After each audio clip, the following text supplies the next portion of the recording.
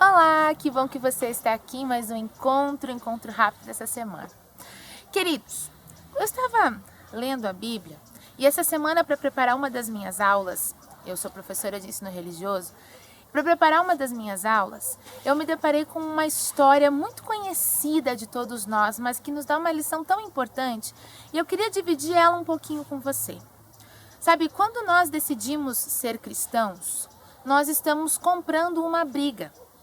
E não estou dizendo que nós estamos comprando uma briga, talvez, com as pessoas que não vão concordar com a nossa decisão, ou com as pessoas que não concordam com a nossa filosofia, ou com aquilo que nós acreditamos. Nós não estamos comprando briga, talvez, com os princípios, não. Nós estamos comprando briga, gente, uma briga com a gente mesmo, sabe? Quando a gente decide ser cristão, nós estamos dizendo para o mundo que nós queremos seguir o exemplo de Cristo. E nós estamos dizendo para a gente mesmo que nós estamos querendo seguir o exemplo de Cristo.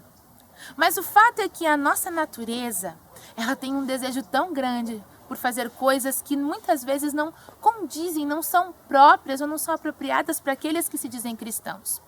Nós que dizemos que somos cristãos, mas muitas vezes as nossas atitudes falam ao contrário. Então, quando eu digo ou quando eu decido que eu quero ser um cristão, eu estou comprando uma briga comigo mesmo. Você está comprando uma briga com você mesmo, com a sua própria natureza. Por isso que existem muitas pessoas que conhecem a Cristo, tornam-se cristãs por um tempo e depois abandonam a Cristo, porque não conseguem ou não querem continuar essa batalha. Se nós olharmos para a Bíblia, da história do povo de Israel, eles tinham uma característica muito interessante.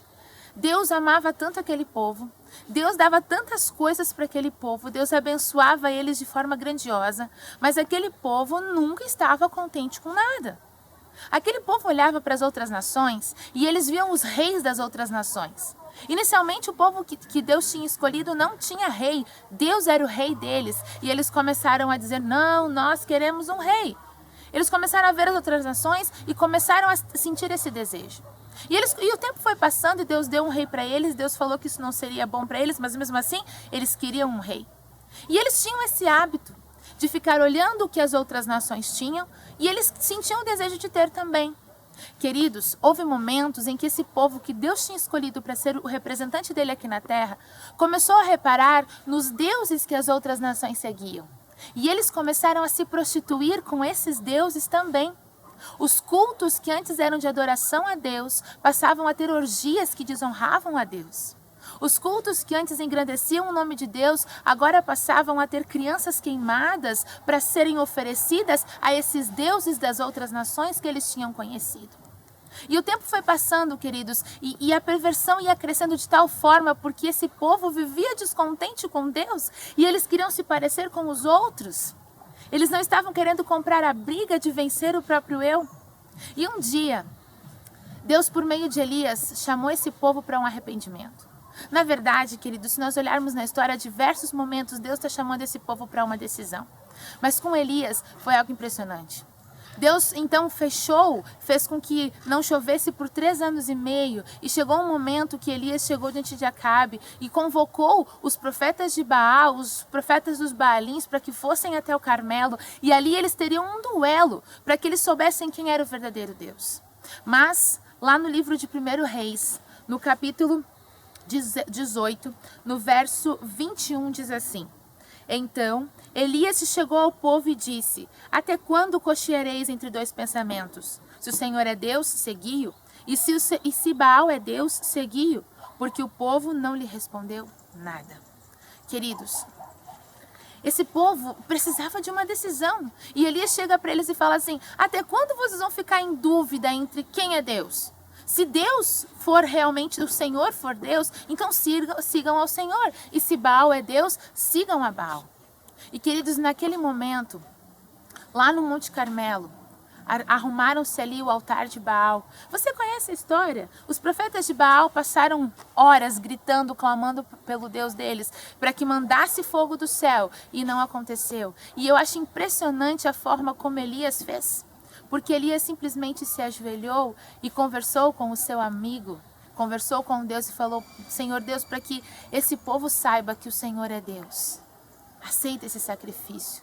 E Deus então manda fogo do céu, que consome aquele sacrifício. Quando nós olhamos essa história, nós pensamos, nossa, que povo ruim. Olha só o que eles estavam fazendo. Olha só, eles não sabiam decidir entre Deus e os deuses das outras nações. Eles não estavam vendo que Deus era o verdadeiro Deus.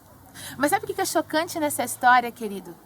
Porque eu e você, muitas vezes, somos exatamente como esse povo. Nós ficamos em dúvida entre quem vamos seguir. Talvez você não tenha dúvida que o Senhor é Deus, mas talvez há na sua vida coisas que você coloca em disputa com Deus. Querido, Deus é Deus. Ele é soberano. Ele precisa ser exaltado, ele precisa ter o primeiro lugar em tudo. E às vezes nós colocamos outras coisas. Sabe, nós vivemos num mundo que não é configurado para os cristãos. Sabe? Nós vivemos em um mundo em que diz pra gente, você quer se divertir?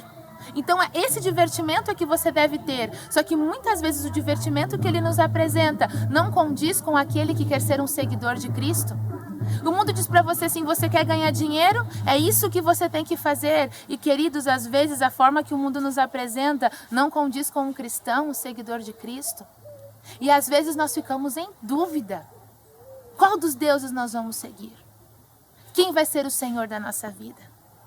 Querido, a pergunta hoje é, até quando você vai ficar em dúvida entre dois pensamentos? Até quando? Deus já mostrou diversas vezes que Ele é Deus. Mas a pergunta é, até quando? Sabe, lá no livro de Hebreus, no capítulo 11, fala ali a galeria dos heróis. Aquelas pessoas que entenderam que Deus era Deus. E eles não ficaram em dúvida entre dois senhores. E sabe o que a Bíblia fala sobre eles? A Bíblia no capítulo 11 de Hebreus, no verso 38, diz assim, que eles eram homens dos quais o mundo não era digno. De tão especiais que se tornaram, porque decidiram seguir a Deus.